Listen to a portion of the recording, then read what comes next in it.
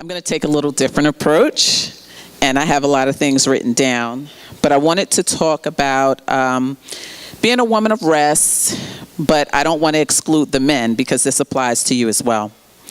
I'm going to be reading from Luke chapter 10, verses 38 through 42, and is the New Living Translation. And it begins, as Jesus and the disciples continued on their way to Jerusalem, they came to a certain village where a woman named Martha welcomed him into her home. Her sister Mary sat at the Lord's feet, listening to what he taught. But Martha was distracted by the big dinner she was preparing. She came to Jesus and said, "Lord, doesn't it seem unfair to you that my sister just sits here while I do all the work? Tell her to come and help me." But the Lord said to her, "My dear Martha, you are worried and upset over all these details. There is only one thing," and I repeat again, only one thing worth being concerned about. Mary has discovered it, and it will not be taken away from her. So I want to talk a little bit about being distracted and the one thing, or what will or will not cause rest. So distractions, as heard in the previously read Bible verses, kept Martha from being present with Jesus, as does distractions prevent us from being truly present with the Lord.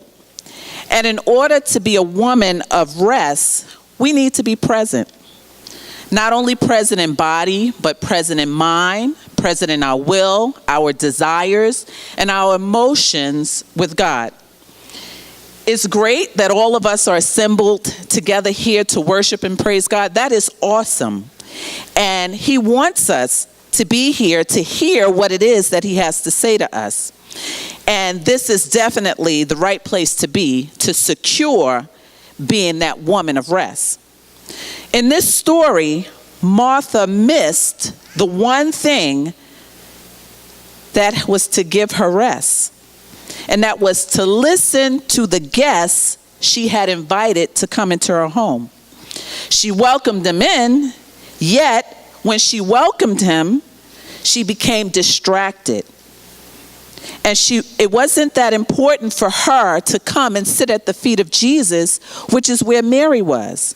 Instead of allowing him to dwell within, she only allowed him to dwell within her house.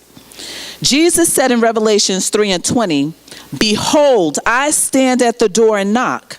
If anyone hears my voice and opens the door, I will come in and eat with that person, and they with me." So in essence, if we allow the Lord to come into our hearts, we can be a woman of rest. When you receive Jesus, then you know you're valued, not only for what you do well, but as a child of God. When you eat with him, when you dine with him, when you take part with him, then you know you found true rest. The rest will be on the inside. The rest will be on the inside, and it will definitely reflect on the outside.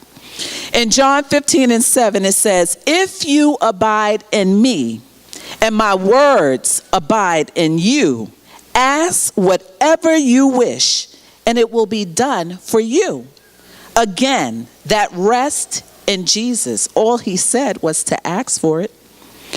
Because of the culture that we live in today, it's very easy to really get busy. And because of it, we are tempted to measure our worth and our productivity by the busyness that we're involved in.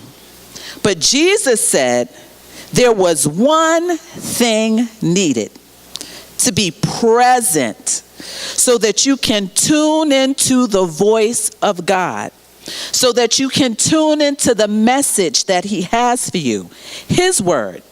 Now at work, the busyness may be extra projects. At home, it could be the children and the after school and the weekend events. And even at church or within the congregation. It could be the added tasks or the ministries you commit to being a part of. But simply put, it's the one thing that Jesus said was needed above all else, and Mary found it, and that was to be present with Jesus. That is where we find our rest. Our worth and our rest will never be measured by our busyness or how productive we appear to be, but by our spending time and being present with Jesus. Yes, we may be pulled in several directions, as was Martha, feeling worried and distracted by what is called life. Those are normal things.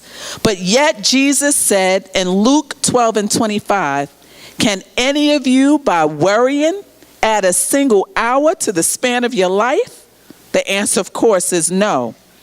But we try, and still we cannot seem to calm that anxious thought or that frantic activity that prevents us from finding rest. We have to depend on Jesus. Our busyness and our distractions, they all stem from good intentions because we want to do well. We want to do well with our families. We want to do well within our occupations. We want to do well within our church. Yes, we do want to serve God. But if all of our activities leave us with no time to be still in the Lord's presence, we will likely continue to have no rest.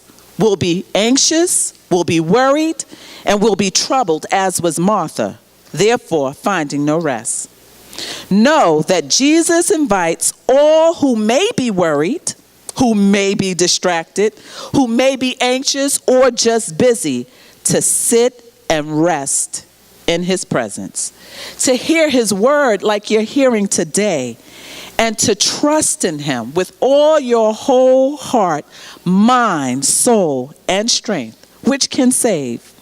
Jesus invites us all to accept that we are loved and valued as his children, his people. And he wants us to be renewed and strengthened by his word so that you can find rest.